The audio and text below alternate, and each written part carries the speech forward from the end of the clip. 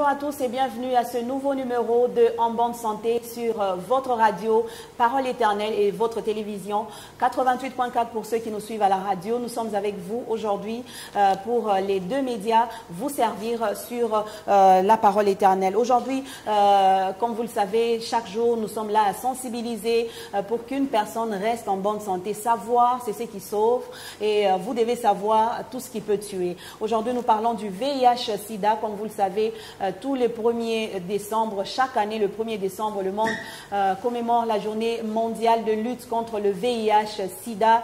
Et ce qui nous préoccupe aujourd'hui, c'est cette maladie. C'est un fléau mondial et nous nous levons tous ensemble, main dans la main, pour lutter contre ce problème de santé publique.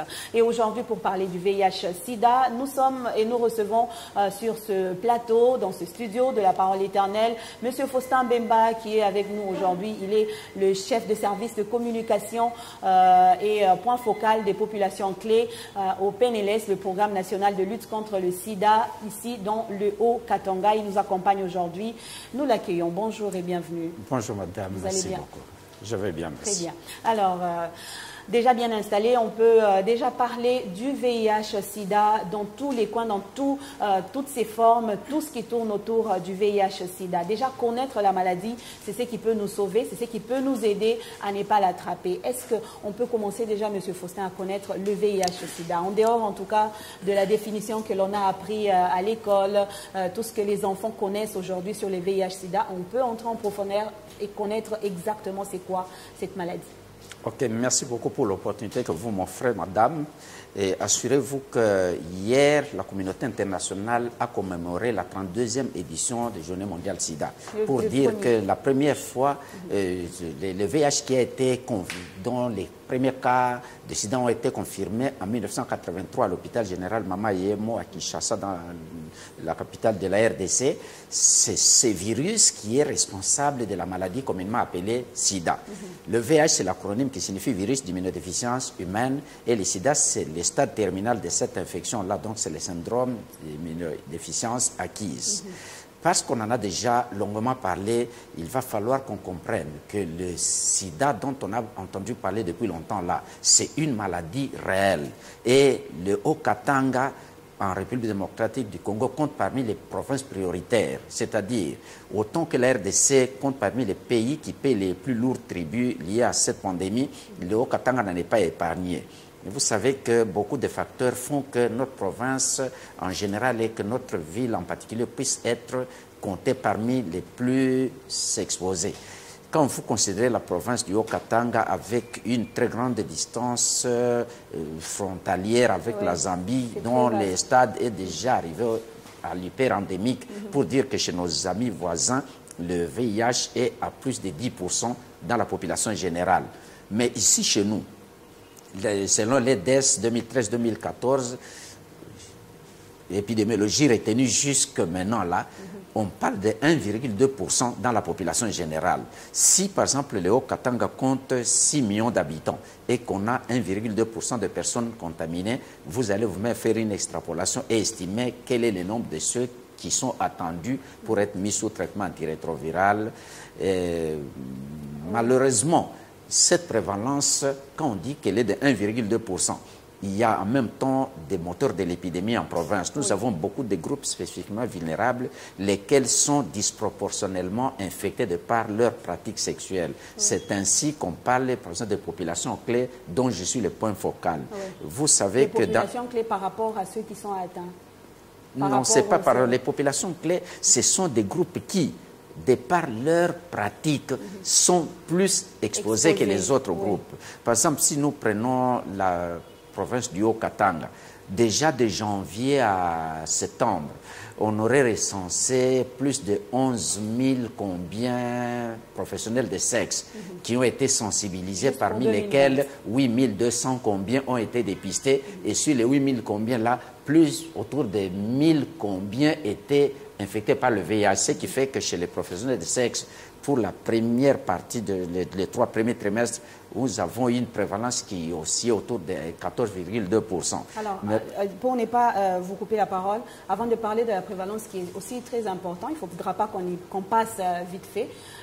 Vous avez essayer de parler du VIH puisqu'on en était là, par la définition ou par la compréhension. Alors, est-ce qu'on parlera du VIH comme égal au sida ou c'est deux maladies différentes qui se mettent ensemble pour agir dans un même corps? Merci beaucoup pour la question parce qu'elle permettra d'éclairer les lanternes. Ce dont je parlais là, quand je disais que chez les professionnels de sexe, de janvier à septembre, on a autour de 14,2%. Mais chez les hommes qui font les rapports sexuels avec d'autres hommes, sur les 1000 combien dépistés, les chiffres qu'on a trouvés de positifs faisaient état d'une prévalence qui allait autour de 28%. Ça signifie quoi? Ça signifie que cela nous ramène à donner la nette démarcation entre le VIH et le sida. Nombreux sont ceux qui estiment qu'il faut trouver quelqu'un malade pour les suspecter et se protéger lorsqu'on est appelé à faire les rapports sexuels avec lui. Ou pour utiliser les objets tranchants, si ça a été utilisé par quelqu'un d'autre qui apparemment a quelqu'un qui présente une bonne santé apparente. Oui.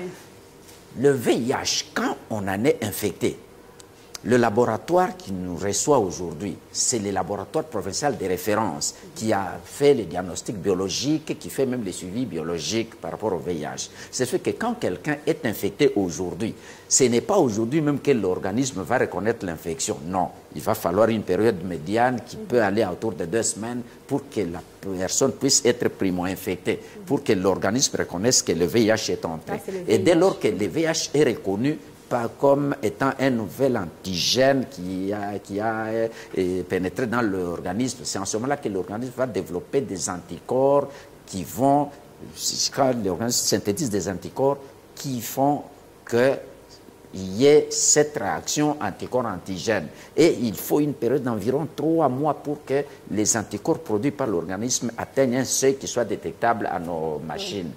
Donc, dès lors que quelqu'un est séroconverti, c'est-à-dire il a le VIH qui peut être détectable par nos tests, il peut vivre une période qui peut être fonction du progresseur. Si le progresseur est rapide, moins de 3 ans, la personne développe la maladie. Et c'est en ce moment-là qu'on parle du sida. Parce qu'on ne peut pas parler du sida chez quelqu'un qui est infecté, mais n'ayant pas encore développé la maladie. Ouais. Mais il y a d'autres personnes qui ont un progresseur typique, qui peut aller jusqu'à 7, 8, 9, aller presque même à 10 ans. Tu es infecté, tu ne présentes aucun signe de maladie, mais tu es infectant. Mais il y a d'autres qui ont des progresseurs lents ou les longs progresseurs, qui peuvent permettre de faire 15, même au-delà des 15 ans. Tu es infecté aujourd'hui, tu ne développes aucun signe de maladie, tu n'as pas le sida, mais tu vis avec le VIH et ce n'est qu'en fonction de ces progresseurs-là, quand quelqu'un qui est infecté commence à présenter les signes de maladie, qu'on parle du sida. Voilà. Ça signifie quoi? Il ne faut pas attendre que l'on voie quelqu'un avec des signes pour dire « Ah, celui-là peut être infecté. » En ce moment-là, si c'est par les rapports sexuels, on se protège. Si c'est par la voie sanguine, on commence à prendre soin de stériliser les appareils. Ou il ne faut pas attendre que la maladie vienne. Le programme ici, il tient à ce que on puisse travailler sur 3 différents piliers. Les 3 différents piliers sont lesquels? Le premier, c'est la prévention. Il faudrait prévenir la survenue des nouvelles infections. Voilà. Et c'est ça notre cheval de bataille. Vous voulez vous engager sur les activités sexuelles. Ce n'est pas que tous ceux qui présentent la bonne santé apparente là sont réellement non infectés. Non. C'est ce qui justifie qu'au moment où... Ils sont d'ailleurs les plus dangereux. Ce sont les plus dangereux, voilà. Parce que ce mois qui a commencé depuis hier, c'est le mois au cours duquel toutes les couches sociales, les entreprises, les transporteurs, les communautaires, les églises, en tout cas tout le monde doit comprendre que la communauté internationale a décidé d'en découdre avec le sida d'ici 2030.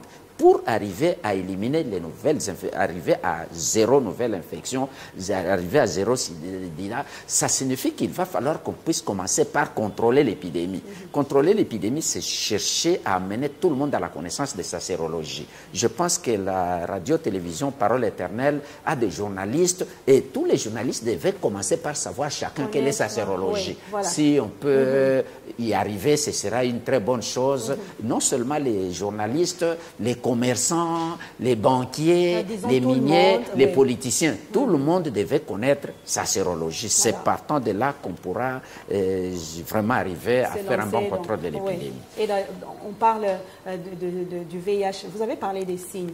C'est aussi intéressant. Parlons d'abord de cette personne qui est atteinte avant qu'on voie comment prévenir et tout. Si vous êtes atteint, comment vous-même vous saurez que vous êtes atteint du VIH ou comment les personnes qui vivent avec vous pourront enfin connaître? Est-ce qu'il y a des signes particuliers? Vous faites la fièvre comme chez le cousin Covid, on sait qu'il y a des fièvres, il y a des rhumes, il y a chez le VIH, il y a quoi exactement pour connaître que là, on a un problème? Et la personne elle-même et les personnes qui vivent avec elle. Pour savoir que quelqu'un vit avec le VIH, il y a une seule formule, l'unique. Il faut passer par le dépistage. Parce que s'il faut se fier aux signes, quelqu'un, il fait la toux. Est-ce que la toux n'a pas existé avant le sida? Non, mais est-ce que si on fait la diarrhée, si la diarrhée n'a pas existé avant le sida, c'est pourquoi? Oui. J'aimerais qu'on y aille d'abord sur ce point-là, parce que le dépistage est aussi très important. On devra en parler dans un numéro aussi très spécial, parce que dépister, c'est tout ce qui peut aider à ce qu'on connaisse, en tout cas chacun son état. Mais donc, parlons d'abord de la personne qui est déjà atteinte, qui a ce problème. Est-ce qu'il y a quand même quelque chose qui peut montrer, après peut-être un temps, on sait voir que cette personne a... Ça aussi, ça peut quand même être un signe d'alarme pour les personnes, par exemple les spécialistes en sexe ou quoi, comment on les appelle, qui peuvent aussi être signalés par rapport aux signes. Madame, cette question, elle est la plus tendancieuse. À la communauté qui nous suit là, il ne faudrait pas attendre qu'il y ait des signes apparents, non. Mais connaître que quelqu'un est infecté par le VIH, il faut seulement passer par les tests de dépistage. Ça signifie que tous ceux qui présentent les bons signes de santé apparentes, là, ils peuvent être infectés tout comme ils peuvent ne pas l'être. C'est-à-dire qu'il ne faudrait pas se fier à des signes. Bien sûr qu'il y a ce qu'on appelle les stades de l'OMS, il y en a 4. Il y a des gens qui sont infectés, qui ne présentent aucun signe, eux, ils sont dans le stade 1. Il y en a qui présentent des signes mineurs, mais si on associe des signes mineurs aux signes majeurs, ça devient une spécificité réservée aux professionnels de santé. Parce que ceux qui nous suivent, nous ne savons pas qui est qui. Admettons que nous soyons suivis par un communautaire qui n'a pas les notions médicales. Celui-là, quand on lui parle de telle pathologie, pour lui, tout ce qu'il va rencontrer, présentant ses pour lui, il dira « j'avais suivi, ça c'est le sida ». Non. C'est pourquoi j'ai dit l'unique façon de savoir que tel est infecté par le VIH ou qui fait le sida, c'est de faire un test de diagnostic du VIH. Est-ce que dans le test, il n'y a pas... Vous avez le sida et demain on vous dit non, non, non, ça a raté ou c'était une erreur et tout. Ça aussi, ça nous sort un peu de cette confiance qu'on avait dans le dépistage. Est-ce qu'on ne peut pas dépister et rater non, on n'a jamais connu ces dérapages. Pourquoi? Parce que lorsqu'on fait le test, celui-là, il est précédé par un counseling. Et le counseling du VIH, on prépare la personne à se faire dépister. Il doit savoir, si je me fais dépister, je me fais dépister de quelle maladie? Il y a deux cas. Quels sont les éventuels résultats qui peuvent provenir de ces résultats-là? Et même la fiabilité des tests. On ne peut pas faire les tests tant qu'on n'est pas sûr de la fiabilité des résultats. Et c'est assuré. Parce que les algorithmes tels qu'utilisés au laboratoire, vous n'êtes pas professionnel de sexe, vous n'habitez pas une région où le VIH est au stade hyper-endémique, vous habitez dans une région comme la RDC où le stade est encore généralisé. Donc la prévalence aussi entre 1 et 9%. Ça signifie que là, pour qu'on dise de quelqu'un qu'il est infecté par le VIH, il faut qu'on ait fait 3 différents tests. Et ici, nous faisons le Determine, qui est le premier test d'une sensibilité très élevée. Et quand tu as fait le test Determine seul, tu ne peux pas déclarer que quelqu'un est infecté par le VIH. Non, il faut passer par 2 autres tests d'une spécificité très élevée. C'est ainsi qu'on fait recours à Vikia et à Unigold. Mais si tous les 3 tests stipulent que c'est positif, en ce moment-là, réellement, tu es positif et tu vis avec le VIH. Donc les 3 tests, c'est dans la même prise, parce que je me rappelle que j'ai aussi été dépistée. C'est toujours bien, comme vous nous conseillez, de le faire. mais c'était la même prise et une heure après, on me donne les résultats. Est-ce que c'est 15 minutes, 15 minutes plus tard, vous avez les résultats. On peut faire ça en ligne et on sait que c'est négatif, c'est négatif. Alors, parlons de la prévalence ici dans le Haut-Katanga, parce que c'est très aussi préoccupant, surtout quand on nous parle de 1%. Déjà, quand on parle de 1% de la population, c'est beaucoup de gens qui sont déjà atteints. Parlons de Lubumbashi ou le duo Katanga. Est-ce que c'est rassurant, les résultats que vous avez, 1% que vous avez par rapport aux pays voisins, par exemple? Est-ce que c'est rassurant dans le sens où, est-ce que ce n'est pas en train de se multiplier à une grande vitesse, le VIH? Je pense, la question elle est pertinente. Au début, j'avais dit que la prévalence de notre milieu ici, elle ne doit pas nous distraire. Parce qu'on parle de 1,2%. Les chiffres là, 1,2, ça apparaît moins. Mais quand on met cette prévalence par rapport au nombre de Haut-Katangais, au nombre de Louchois, ça fait ce que ça fait. Et ce n'est pas par hasard que j'ai parlé de la prévalence chez les populations clés. C'est pour dire que tous les professionnels de sexe que la province enregistre, tous les hommes ayant les rapports sexuels avec d'autres hommes que nous avons enregistrés, parce que je vous rappelle que la province compte autour de 1500 hommes faisant le sexe avec d'autres hommes. Et les professionnels de sexe, déjà, si on arrive au 31 décembre, on ne pourra pas manquer d'avoir au-delà de 14 000 pour la province. Si chez ces deux populations, la prévalence va au-delà de 10%, la question que je peux vous retourner, c'est de savoir qui sont potentiels clients à ces catégories-là. Si pas les pasteurs, si pas les professeurs, si pas les politiciens, si pas les policiers, si pas l'armée, si pas tout le monde. C'est fait que si on ne tient pas compte, si on ne prend pas en considération la lutte contre le sida chez les moteurs de l'épidémie, si on dit à ceux-là, il faut les laisser qu'ils meurent, ça signifie que leur prévalence va retourner dans la population générale. Conséquence, nous n'aurons rien fait. C'est pourquoi nous évoluons maintenant à deux vitesses. La première vitesse, c'est que dans la population générale, où la prévalence n'est pas très prononcée, nous faisons en sorte que nous puissions amener cette population à préserver la séronégativité si elle est séronégative. Et cette population, si elle est déjà infectée, que tous ceux qui sont infectés puissent être mis sous traitement antirétroviral, de telle sorte qu'avec la nouvelle molécule qu'on a aujourd'hui, de l'itégravir, si c'est pris régulièrement aux mêmes heures, sans interruption, déjà au bout de 3 mois, on peut arriver à l'indétectabilité de la charge virale. Or, plus on supprime la charge virale, plus les risques de contamination d'autres personnes diminuent. Bien sûr que, quoique la suppression et la charge virale soit supprimée, à ces personnes qui ont supprimé la charge virale, on recommande de continuer à ne faire leur sexe qu'avec préservatif.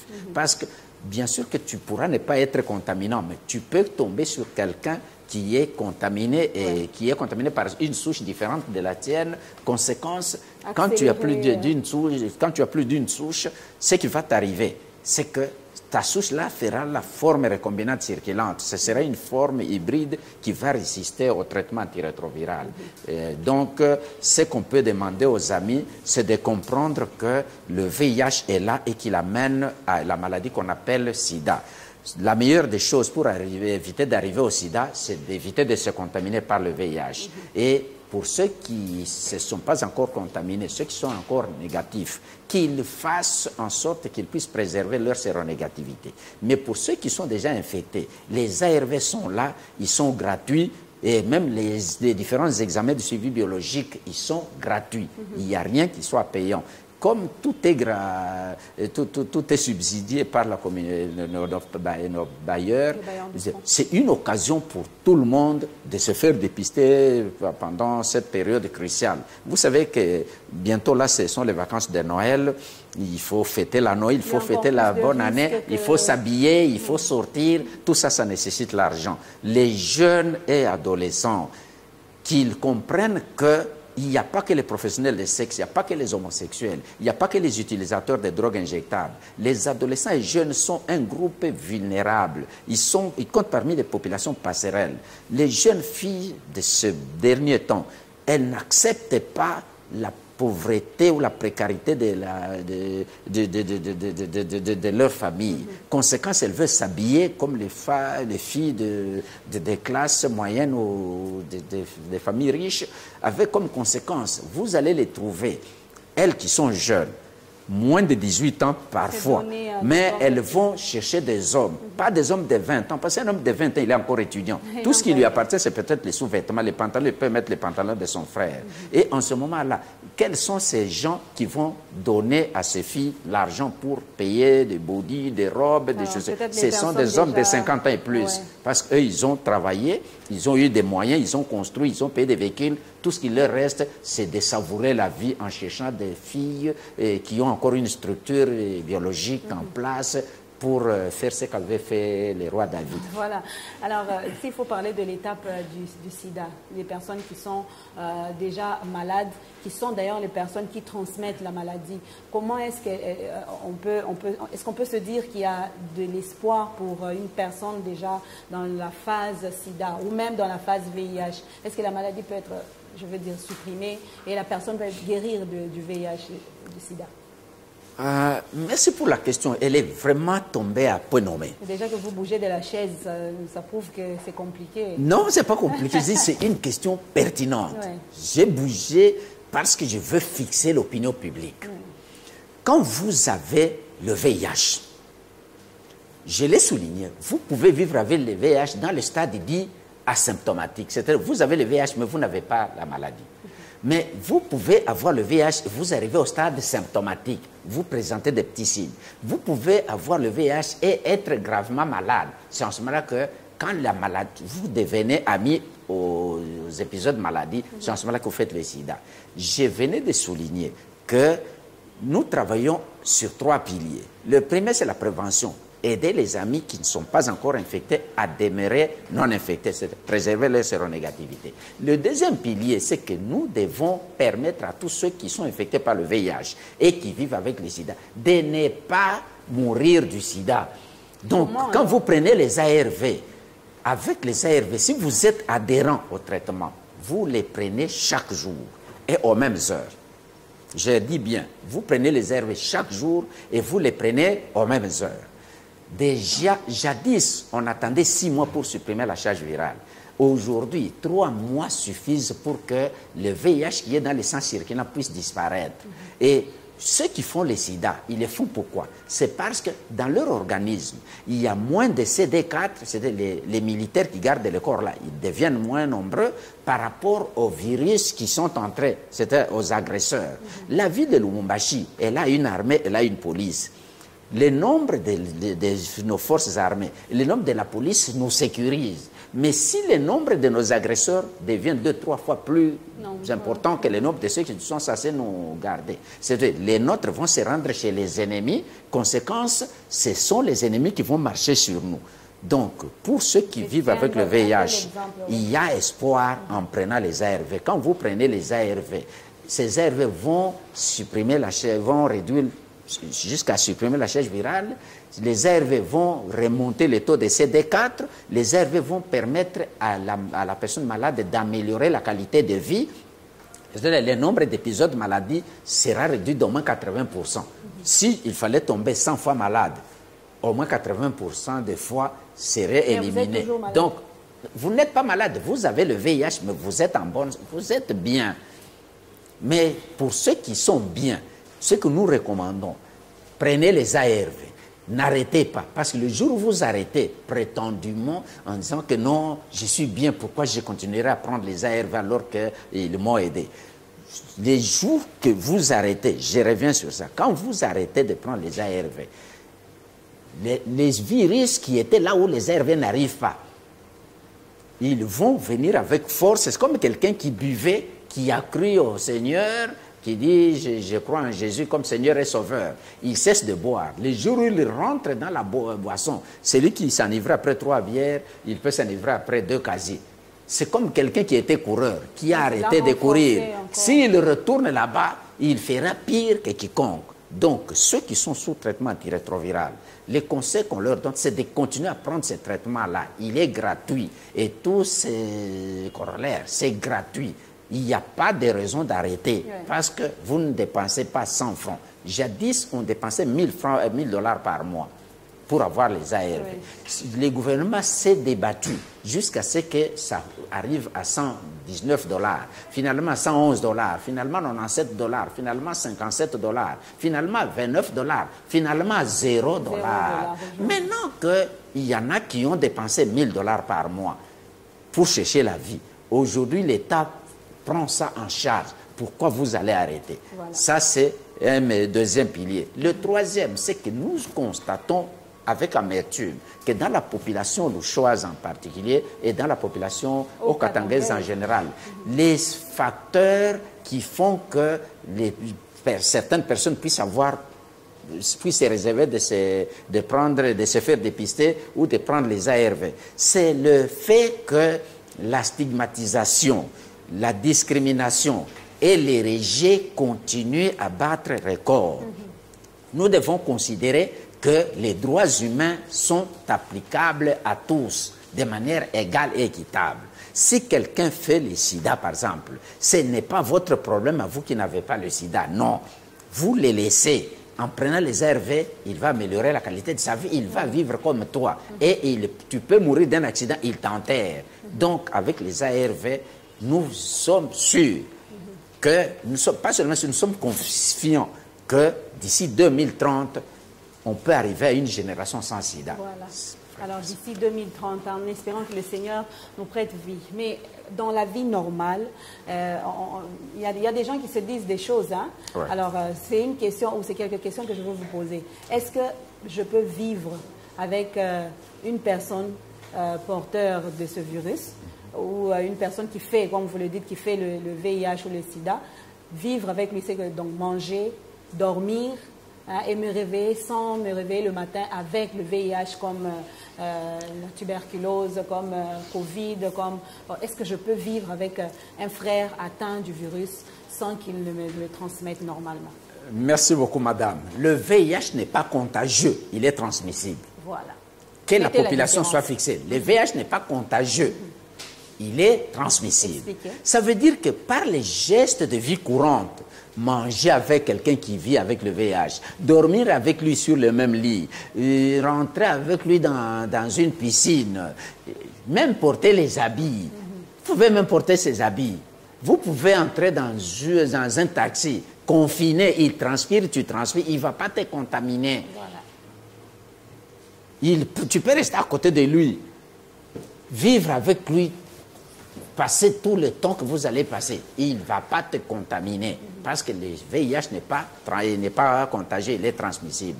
Les seuls moyens ou les seuls modes de transmission du VIH, premièrement, c'est la voie sexuelle, la voie primordiale où près de 90% de ceux qui vivent avec le VIH seraient contaminés par cette voie-là. Et c'est ainsi que cette voie-là étant une voie négociée, nous les hommes, nous dépensons même de notre argent. Tu peux n'avoir pas laissé l'argent à la maison, mais tu prends 50 000, tu vas jeter pour payer l'infection. Donc, négocions. Quand tu vas coucher avec des femmes ou des hommes, tu dois payer la chambre qui coûte un minimum, à la cité, minimum c'est 10 000 francs. Or, si tu as dépensé 10 000 francs pour une chambre, tu auras dépensé l'argent pour les unités, pour appeler les partenaires ou la partenaire, tu dois payer les taxis parce qu'une femme que tu invites ne viendra jamais par un taxi bus, elle vient en VIP. Et tout cet argent-là, tu dépenses 30, 40, 50 000 pour un rapport. Pourquoi tu échouerais de dépenser 1000 francs pour payer 3 préservatifs? Pourquoi? Ou t'abstenir. Ou t'abstenir. Ou t'abstenir. Mais en ce moment-là, comme la voie prépondérante de transmission du VIH, c'est la voie sexuelle, nous avons 3 bateaux. Tu as la capacité de t'abstenir. Abstiens-toi si tu n'es pas engagé. Si tu es engagé, reste fidèle à ton partenaire. À condition que le partenaire te soit fidèle et que vous soyez dépistés et testés négatifs.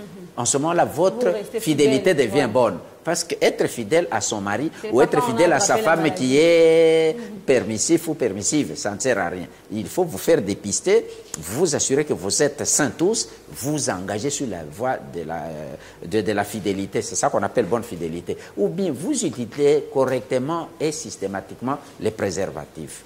Avec les amis de DKT, on a quand même essayé de trouver une solution. Jadis, il y a des gens qui refusaient de prendre les ARV sous prétexte que l'odeur, qui refusaient de prendre les préservatifs sous prétexte que ça avait une odeur pas bien. Aujourd'hui, avec des produits de DKT, il y a des préservatifs à l'odeur de fraises, il y a des préservatifs à l'odeur d'ananas, il y a des préservatifs à l'odeur de bananes. Donc, il n'y a plus de raison. Et puis, il n'y a pas de raison. Il y a même des préservatifs à l'odeur de chocolat. Quand tu tiens là, tu sens que c'est du chocolat. Tu peux même mettre au nez, tu sens que c'est beau. Et il y a même des préservatifs qui permettent, si vous voulez traîner, il y a même les préservatifs retard qui vous permettent de faire 40 minutes là où tu allais faire 15 minutes. Il y en a même des préservatifs excitants qui sont pointillés, de telle sorte que quand tu pénètres dans l'organe génital de la femme, elle sent comme si il y a quelque chose qui grattait. Et tout est amélioré. Pourquoi y aller sans préservatif si jamais on ne peut pas se garder, si jamais on ne peut pas être fidèle à son partenaire? Ça, c'est quand on parle de la voie verticale.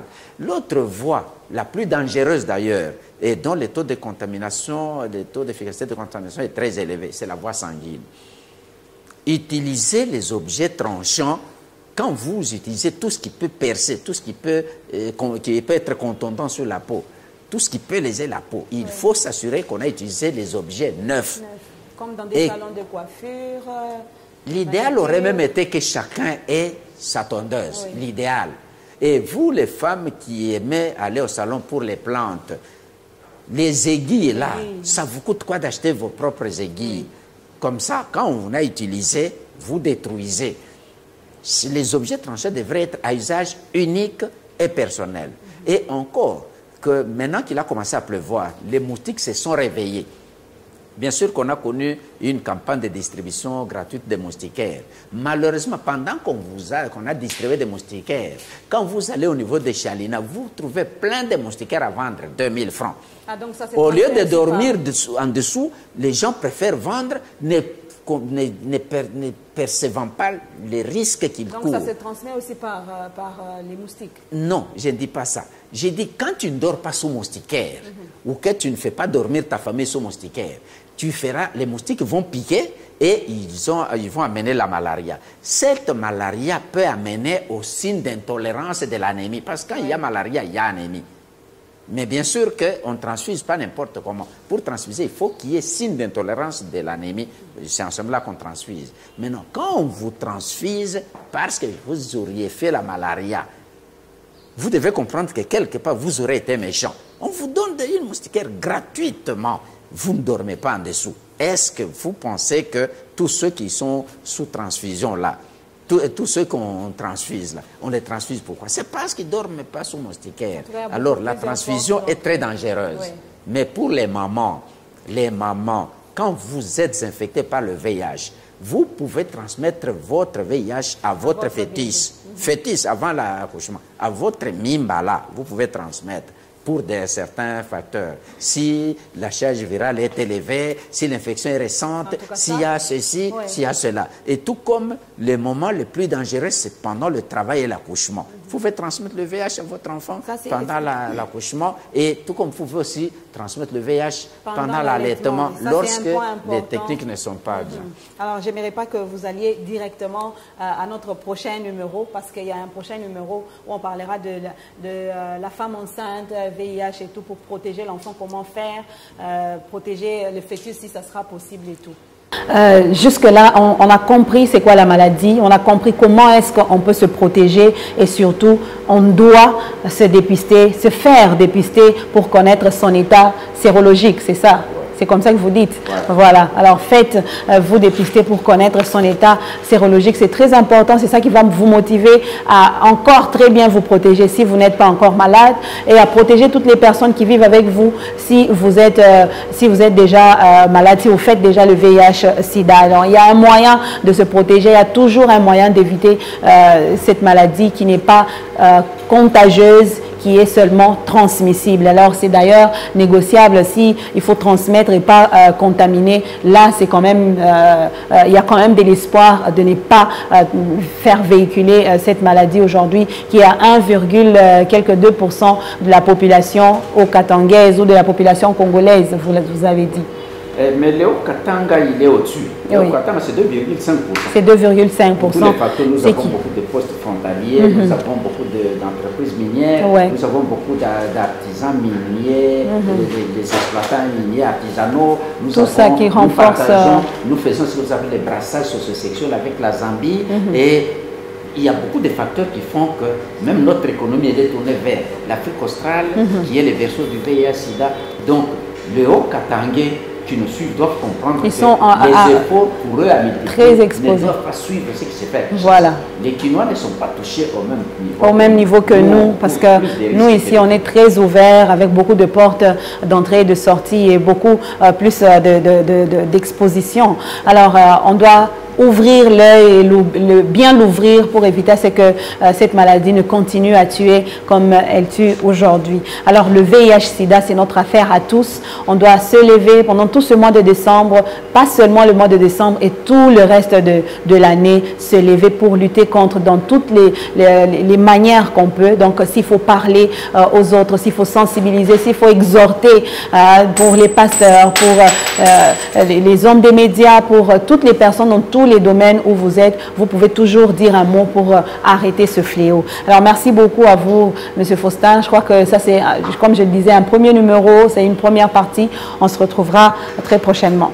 Ça c'est sûr. C'est un plaisir pour moi. Merci beaucoup. Merci beaucoup à vous. Voilà. Et merci à vous tous, auditeurs, à vous qui nous suivez sur la 88.4 et vous, téléspectateurs qui nous suivez à la télévision Parole Éternelle, nombreux à suivre ce numéro de En Bonne Santé. Restez avec nous, les programmes continuent et surtout, restez en bonne santé. Faites un effort pour rester en bonne santé et c'est notre lutte à tous. Au revoir et à la prochaine.